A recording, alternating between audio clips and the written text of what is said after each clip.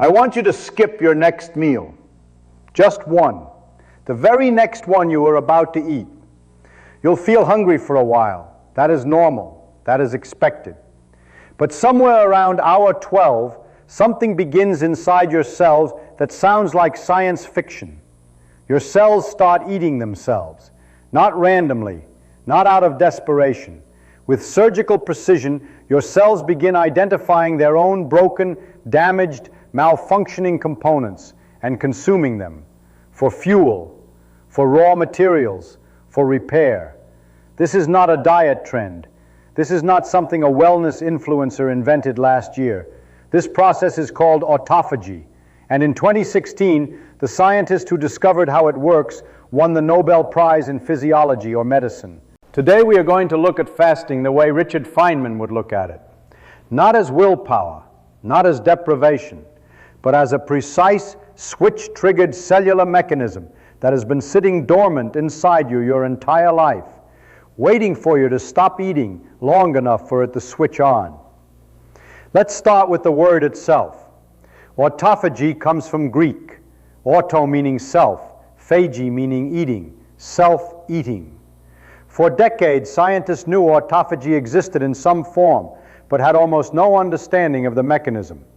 That changed in the 1990s when a Japanese biologist named Yoshinori Ohsumi began studying yeast cells and identified the specific genes responsible for the process.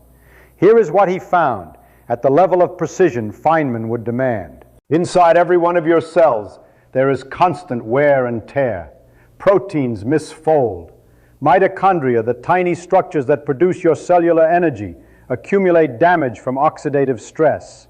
Cellular debris builds up over time, the way dust and grime build up in a machine that never gets serviced.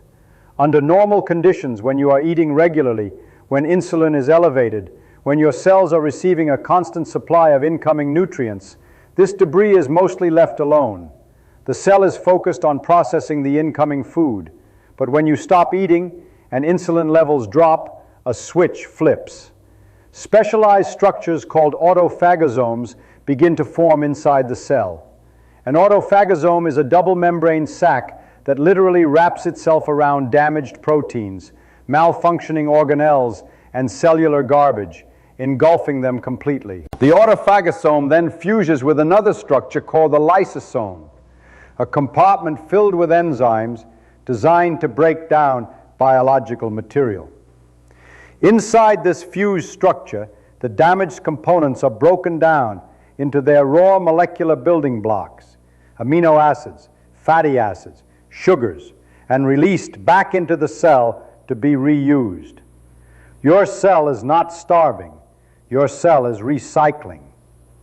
Ohsumi's discovery of the genetic machinery behind this process, published across dozens of papers throughout the 1990s and 2000s, won him the Nobel Prize in 2016, specifically for revealing the mechanism of autophagy.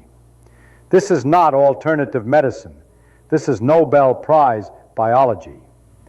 Let's walk through what actually happens inside your body, hour by hour, once you stop eating. Hour 0 to 4. Your blood glucose and insulin are elevated from your last meal. Your body is burning glucose for fuel, the easiest, fastest energy source available. Autophagy is essentially switched off. Insulin actively suppresses it. Hour 8 to 12. Your glycogen stores, the stored form of glucose in your liver and muscles, begin to deplete. Insulin levels start dropping significantly. This is the threshold. The first signals of autophagy begin to appear. Hour 12 to 16. Autophagy accelerates meaningfully. At the same time, growth hormone levels begin rising, sometimes by several 100%, which helps preserve muscle tissue while the body shifts its fuel source. This is not a coincidence. It is a coordinated metabolic response. Hour 16 to 24. Autophagy reaches significant activity. Your body has largely exhausted its glycogen reserves and shifts into ketosis, a metabolic state where the liver converts fat into molecules called ketones, which become the primary fuel source for your brain and body instead of glucose. hour 24 and beyond, a specific targeted form of autophagy called mitophagy becomes increasingly active. This timeline is not identical for every person. Factors like muscle mass, metabolic health, and prior eating patterns shift the exact hours. But the sequence itself, glycogen depletion, insulin drop, autophagy activation, ketosis, mitophagy, is a consistent, well-documented physiological cascade.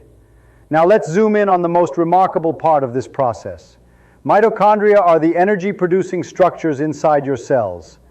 You have learned about them since school, the powerhouse of the cell.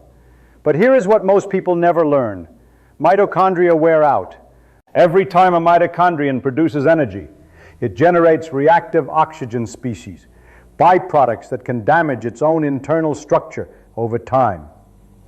A mitochondrion that has accumulated too much damage becomes inefficient. It produces less energy and more oxidative stress, which can damage the surrounding cell. An old, damaged mitochondrion left running is like a power plant with a cracked reactor, still producing some output, but leaking harmful byproducts the entire time. Mitophagy is the specific process by which your cells identify these damaged mitochondria and target them for destruction and recycling, essentially decommissioning the broken power plant and salvaging its parts to help build new functional ones. Research has shown that mitophagy increases significantly during extended fasting periods. Your cells are not just cleaning up random debris during a fast, they are specifically hunting down and replacing their own damaged energy infrastructure. This is why fasting has been linked in research to improved mitochondrial function and metabolic health. It is not because fasting adds something new to your body. It is because fasting removes the constant insulin signal that has been preventing your cells from doing maintenance they have needed to perform for a very long time. Here is what Feynman would say about all of this. Feynman's first principle: you must not fool yourself. The comfortable illusion most people live with is that eating constantly is neutral, that grazing throughout the day, never going more than a few hours without food, has no biological cost. The physics, the biology says otherwise. You cannot repair a system while it is running at full operational load. A car engine cannot be serviced while it is running at highway speed. A factory cannot be cleaned while the production line is at full capacity. Your cells operate the same way. Constant eating means constant insulin signaling. Constant insulin signaling means autophagy stays suppressed. Your cells never receive the all clear needed to begin cleanup because they are perpetually occupied processing incoming fuel. Fasting is not deprivation in the way most people imagine it. It is not your body suffering. It is your body finally receiving permission to do the maintenance work it has been unable to perform. Feynman would find this deeply satisfying because it is not mysticism. It is not a wellness trend dressed up in scientific language. It is precise molecular biology, autophagosomes, lysosomes, mitophagy, insulin suppression, a mechanism specific enough to win a Nobel Prize, operating inside every single cell in your body, right now, waiting for the signal. You just have to stop sending the opposite signal long enough for it to begin. So the next time you feel hungry and reach automatically for something to eat, pause. Consider what is actually happening inside you in that moment of hunger. Somewhere around hour 12, your cells will begin forming autophagosomes. They will identify the damaged proteins, the malfunctioning mitochondria, the cellular debris that has been accumulating uninterrupted for longer than you realize. They will wrap around it, break it down, recycle it into something useful. This is not your body failing you. This is a Nobel Prize-winning process built into every cell you have that has been waiting patiently for the one thing you rarely give it: time without food.